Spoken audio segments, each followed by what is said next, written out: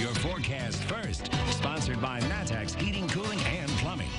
All right, here we are just before 6 o'clock, and on the Roofing iNet First Midbank camera, there's the clouds that we've got. That's in Charleston right now.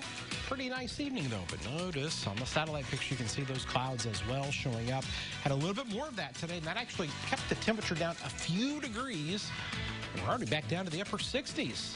Effingham and Champaign, both at 69. A little bit warmer, 73 in Springfield. All right, as we go throughout the course of this evening, we will fall back down to those 50s by 10 o'clock. It does get warmer. We're talking about the mid-80s showing up at least for one day on the 7-day forecast. We'll show it to you here in a little bit. WCIA 3 News starts right now. Now on WCIA 3 News.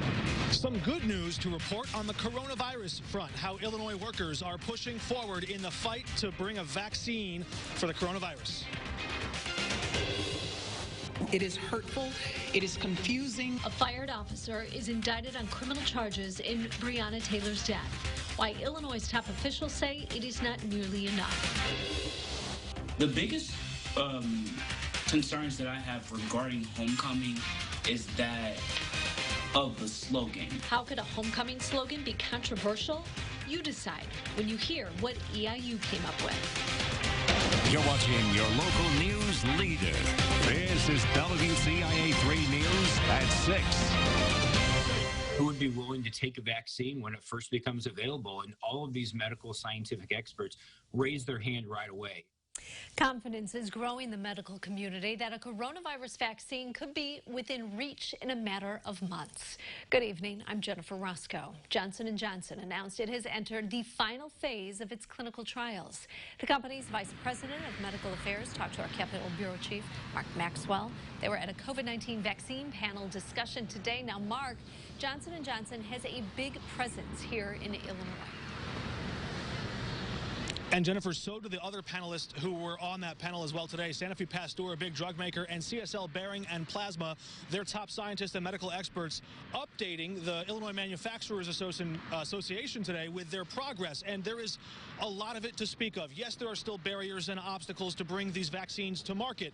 But it was Johnson & Johnson really with the biggest news of the day. They have now entered the final phase of clinical trials, announcing Wednesday morning that company would now include 60,000 people worldwide in those studies. Sanofi Pasteur, also in the race to develop a coronavirus vaccine, is also ramping up its efforts this year, all in order to avoid a so-called twindemic.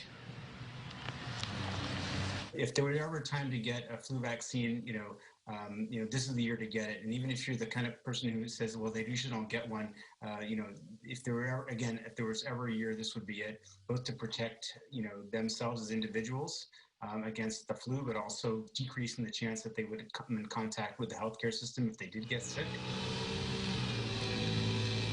And what happens if you do get sick with the coronavirus? Of course, many thousands of people in Illinois already have. During that panel discussion earlier this morning, we heard from the senior medical director of plasma and plasma safety for CSL Behring. They have locations here in Champaign and Decatur and Springfield. They're working on the treatment side, not so much the vaccine, looking for any donors who have plasma who they can use to treat patients with COVID-19. That's a big part of helping to patients that got sick to survive if they go to the hospital. If you've tested positive and if you've recovered, CSL Plasma is desperate, looking for donors to come and bring that blood that may have the antibodies in it required to help them continue their research and bring that treatment to patients.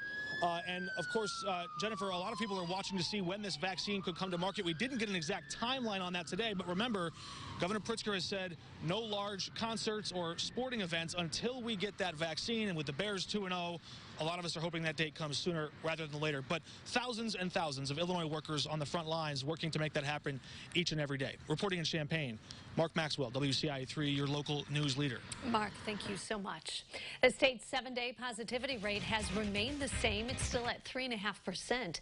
Public Health is reporting more than 1,800 new cases. There are now about 279,000 total. Another 22 people have died, bringing that total to 8,500. We have new information out of Urbana, where an emergency order has been extended. The mayor has moved it to at least November 1st. The order restricts the number of people at private parties and in homes. It also calls for masks and social distancing. The city has also suspended issuing public event permits for gatherings through the same date. The council is expected to ratify this at their meeting on Monday. One of the police officers involved in the death of Breonna Taylor will face criminal charges, but some people say that's not enough. One of those was Governor Pritzker. He didn't waste any time condemning the grand jury's decision. He said the lone charge against one of the officers wasn't enough and called it a miscarriage of justice. The lieutenant governor echoed his thoughts, bashing the ruling. The decision to only charge one officer with wanton endangerment is unacceptable. It is hurtful, it is confusing, and it further illustrates how black people are often dehumanized and disenfranchised by the criminal justice system. Pritzker put the National Guard on standby yesterday. The governor says change needs to come following the result, but called for peaceful protests instead of looting. The Champaign County Anti-Racism Coalition is holding a moment of silence tonight outside the Champaign Police Department. We'll show you more of that tonight at 10. This is an update for you. The Urbana Police Department is getting new staff members. A new community engagement coordinator will be introduced at the Police Review Board meeting. Members will also talk about recruiting a new human rights and equity coordinator. The move comes after council members talked about an outside review of use of force 2 weeks ago.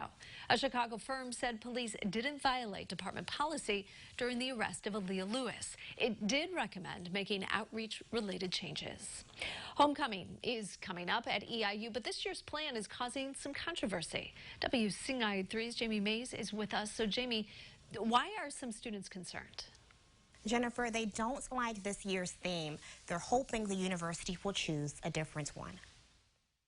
The biggest concerns that I have regarding homecoming is that of the slogan. Party like it's 1895 is the theme of this year's virtual homecoming week at Eastern Illinois University. The school says it's a reference to the year in which EIU was founded, but others find it controversial. Boyd Johnson says he understands the school was founded in 1895, but wishes they picked something else. This theme is problematic because it goes back to a time where in America, where it was not inclusive. It was not inclusive for minorities, people with disabilities, LGBTQ plus communities. It does not add us into that equation. EIU sent a statement about the theme. It says its use in EIU's homecoming week events is intended to commemorate that historical occasion. The theme was selected for use last spring following a period of public input and a variety of EIU stakeholder contributions, including those from a diversified student steering committee. Students hope school officials reconsider. We should have a better homecoming slogan that suits all students. Homecoming is expected to start next week. Jennifer? All right, Jamie, thank you. A Springfield brewery is being criticized for the name of one of its newest beers. Obed in Isaacs is a downtown restaurant. It's selling a beer called Microaggression. The tagline, it'll trigger your taste buds. It didn't sit right with Black Lives Matter President Sunshine Clemens. It's not just a name. It is a blatant disregard for the work that we are doing out here when you name a beer microaggression. That in of itself is a microaggression. The Cohen Hospitality Group that owns the restaurant took the beer off the tap list and apologized in a statement. We are almost a quarter of the way into the school year. It's going to be a big decision time for many districts, and also tonight. It's been very amazing just to see the amount of support that we've got.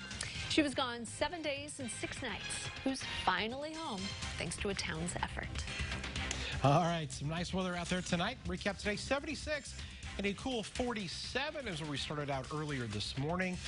Those great crisp and cool mornings have been nice, and we could do it again tonight. But it does get slightly warmer. Talk about those temperatures and when a very limited rain change shows up in the 7-day when we come back.